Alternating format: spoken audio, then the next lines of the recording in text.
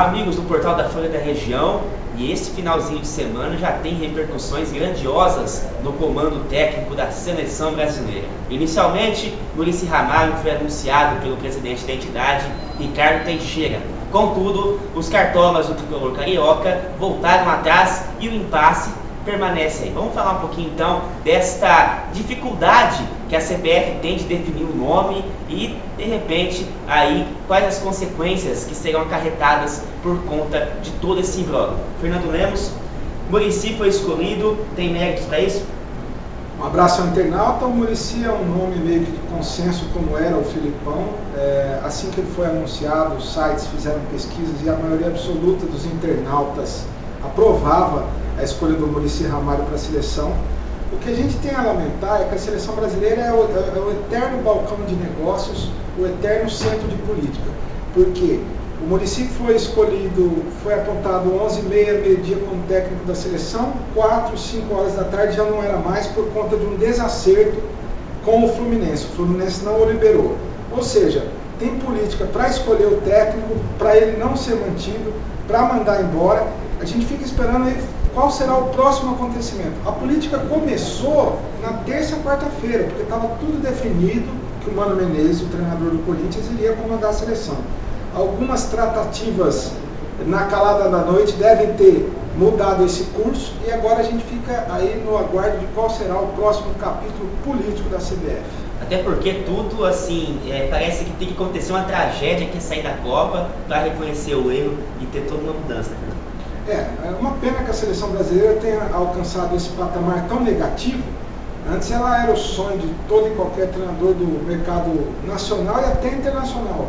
Hoje, um treinador, tudo bem, gabaritado, como é o Muricy Ramalho, se dá o direito de preferir a permanência num clube a comandar o selecionado nacional. Jean, essa questão também da não preferência pela seleção, muitas vezes, dos treinadores.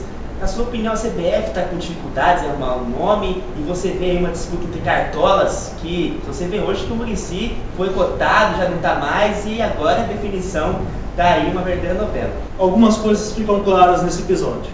Primeiro, o Fluminense foi alvo da CBF, que tem uma rixa política um pouco antiga. Tá? 21 anos no poder. 21 anos no poder, o Clube dos 13 não fala mais a mesma língua, o Fluminense não tem aprovado algumas decisões da CBF, apesar de ter sido beneficiado quando caiu para a Série A3 e voltou para a primeira divisão. A CBF quis ferrar o líder do campeonato, tirando o técnico de lá, mostrando quem manda. O Fluminense bateu o pé e o Muricy é um homem de palavra. Ele disse, quando assumiu o Fluminense, eu fico e renovo até 2012. Eu faço do Fluminense de novo um time competitivo, um time grande. Hoje, quando saiu da CBF e voltou para Laranjeiras, o presidente apenas cobrou dele. Você sempre foi ético, você sempre falou só que cumpre suas palavras, não precisa nem de contrato assinado. E agora? O Muricy simplesmente sorriu e disse, então eu cumpro minha palavra, está lá no treino com os jogadores. Ele treinou. E uma outra coisa, o Ricardo Teixeira não quer uma dupla função. E isso pode atrapalhar também muitas vezes. O ego de vontade é muito incrível. É isso que mata, às vezes, o futebol, de ter um consenso, de ter de fato a qualidade acima de tudo. Olha, nós não podemos ter um técnico de seleção brasileira preocupado com o time. Seja time A, B ou C. Ele tem que ter disposição para viajar à Itália, assistir o campeonato italiano, para assistir o campeonato inglês, para assistir o campeonato espanhol, o brasileiro, todos os jogos. Tem que ser um técnico que vá aos estádios, vai ver, porque assistir pela televisão é uma coisa. O Dunga não fazia, né? Tem que ir lá, no estádio. Tem que ir no San Siro ver o Milan jogar, para ver se o Ronaldinho joga. Tem que ir no Santiago Bernabéu para ver como que está o Kaká. Não é fazer uma busca na internet, não é ficar assistindo pela televisão. E Fernando, uma outra situação também que a gente analisa de todo esse impasse da CBF é um pouco que você comentou comigo. Ricardo Teixeira, de repente, tem uma carta na manga que ele vai dar um ponto sem nó. Você acha que tem uma estratégia em cima disso? Você acha que tem um plano B, C, D?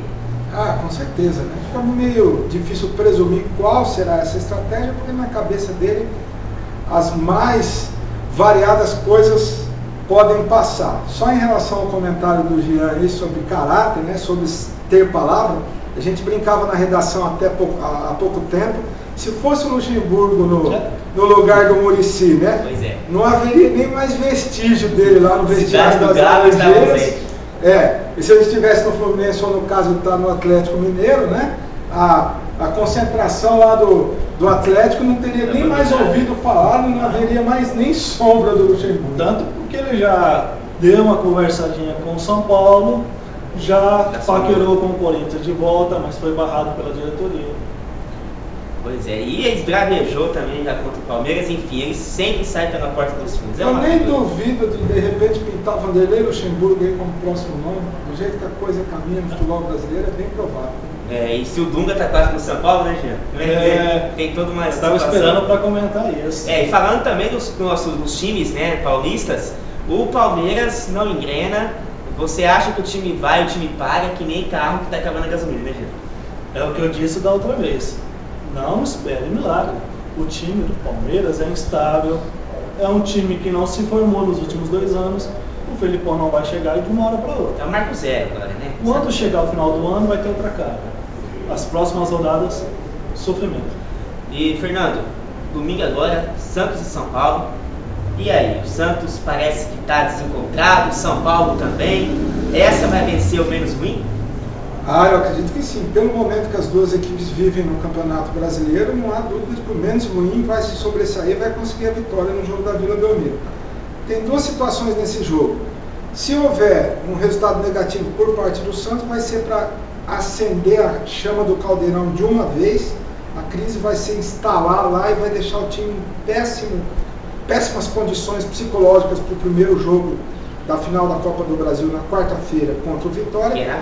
Que é na Vila Belmiro, segundo jogo no Barradão. E se a derrota for pelo lado lá do Morumbi, aí, meu amigo, acho que o Ricardo Gomes já dançou e o Dunga, ou seja lá qual for o outro treinador, já chega na segunda-feira para assumir o time e dirigir na primeira partida contra o Inter, pela Libertadores. O torcedor de São Paulo que gosta de lotar o Morumbi para assistir só Libertadores, tem que ir lá torcer pro Ricardo Gomes, senão vem Dunga segunda-feira. Se não vem o Dunga, esse que é o problema. E também o Corinthians, que vai jogar contra o Guarani no domingo. Mano Menezes estava cotado, não estava mais. O Corinthians agora pode ter um pouquinho mais de estabilidade no treino. Enfim, definições do cargo da seleção você acompanha no nosso portal. Um grande abraço, até mais.